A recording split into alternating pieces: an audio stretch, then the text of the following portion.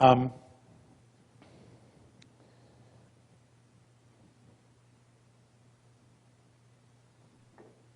an experience that I had when I go on board, they're fifth density beings. Immediately that I come on board, a belt is put on me. And essentially what the belt does is it holds all of my atoms together so that I don't fly apart, because I'm a third density being. My vibration is very slow compared to them. This belt regulates the speed of my atoms so that I can actually coexist with them. Now what's fascinating about that, what's fascinating about fifth density as a third density being, is that my body is moving before my thoughts are. In other words, if they start walking, I'm walking before I stop to think about walking. Okay? Because now I'm connected directly to my higher self, to my soul. I'm not waiting for my ego to click in and say, okay, start walking. Okay? The other thing that was very, very difficult, and I'm going to give Joan Ocean credit for this because she brought it up yesterday in a conversation we had, is you feel like you're losing yourself. You feel like you're just dissipating, becoming invisible. And you're actually not. What's happening is that on a higher vibration, your ego doesn't exist. It falls away. It simply cannot exist in that harmonic. It has no relevance whatsoever.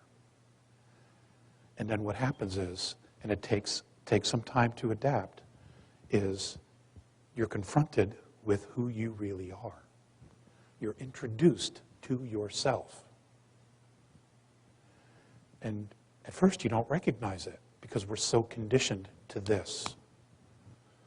You know, we're so conditioned to all of this, that this is what feels real. Logically, we know we have a soul. When we meditate, we get into that space, but we are still totally conscious of the fact that we are in a physical form. There, in fifth density, my experience has been, you don't even think about the physical form at all. Okay? You're moving, your physical form is trying to catch up to you. It's absolutely amazing. What's also amazing is that if you close your eyes, you can see 360 degrees around you. Okay? You know exactly what's going on everywhere. I could feel everyone that was around me. I could feel their emotions. I could feel them look at me. I could feel them think about my appearance, what I represented, how I was standing, all of those things. I didn't always hear the telepathic communication because a lot of it wasn't directed specifically at me. When it is, you hear it. And it's like we're speaking now, and you know that it's coming from someone because they're looking directly at you. Except their mouth isn't moving, but you're having the dialogue. And for those of you who are mediums or channels, you know exactly what that's like. Okay? We will be moving into all those spaces. All right? We will be, and we need the mentorship so that we don't freak out and flip out, so that we can truly understand how to embrace our essential selves, what it's all about. The whole purpose of going through all of this stuff for humanity, all the thousands of years of tests, trials, tribulations, previous pole shifts, all of that was to take ourselves through this exercise to move from third through fourth and eventually into fifth density. That's what this has all been about. It's all been a school. Okay? And we all volunteered. None of you were taken from a ship, thrown out the window and said, make it, figure it out. It's not how it happens. You know, and I wish it were, because then we'd have some other excuses. Okay? But we don't. That's what this is about.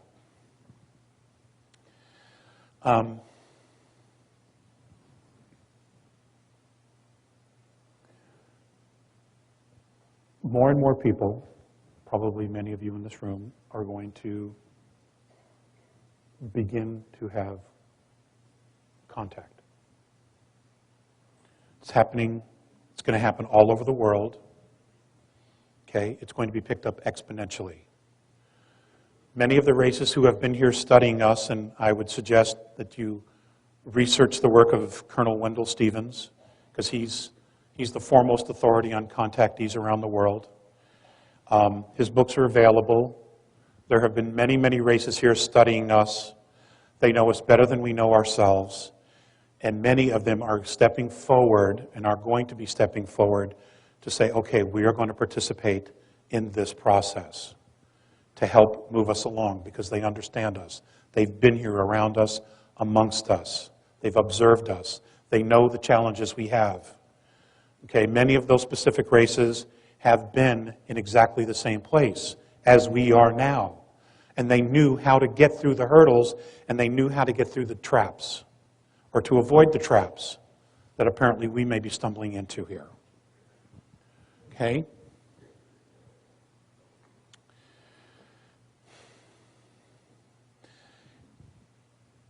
Again, I know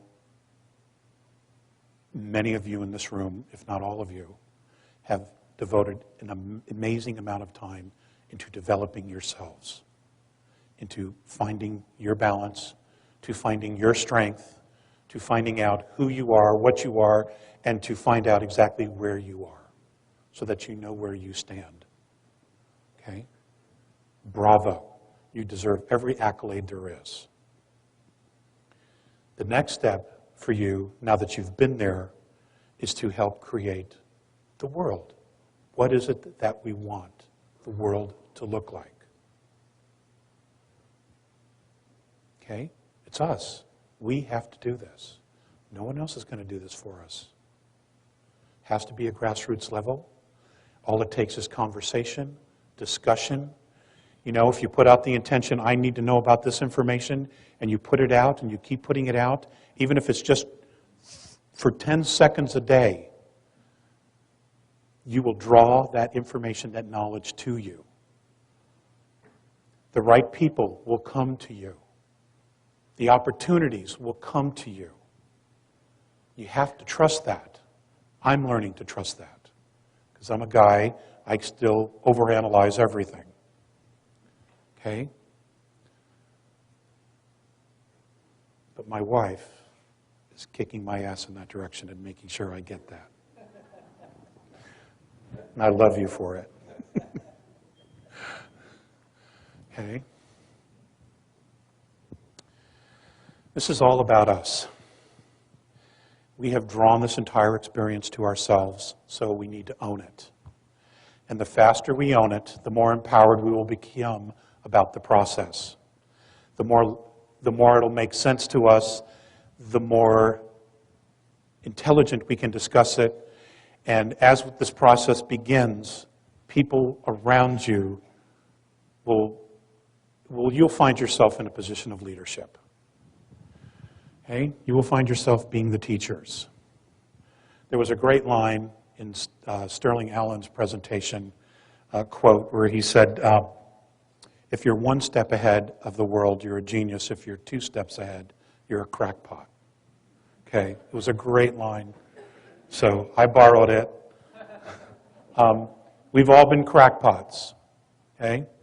Soon we're going to be geniuses. But that's when the real work begins. Okay, and the idea is to try to get everybody else up to speed. Do what you can. Just do what you can. Don't overextend yourself to the point where you can't keep yourself centered and balanced. You have to keep yourself centered and balanced. Okay? It's not necessary for you to save the world or to want to save the world. If you become the example, it will reflect and other people will get it around you. And the tide is definitely changing. The frequency is changing. Again, I want to put this out there one more time. If you had 2 years left to live on Earth, what would you do with your life? What would you do? Just think about that. What would you do? What would you do differently? If you wouldn't do anything, bravo, you're there. But if you would do something differently, what would you do? What would make you happy? Okay? My wife has a great expression.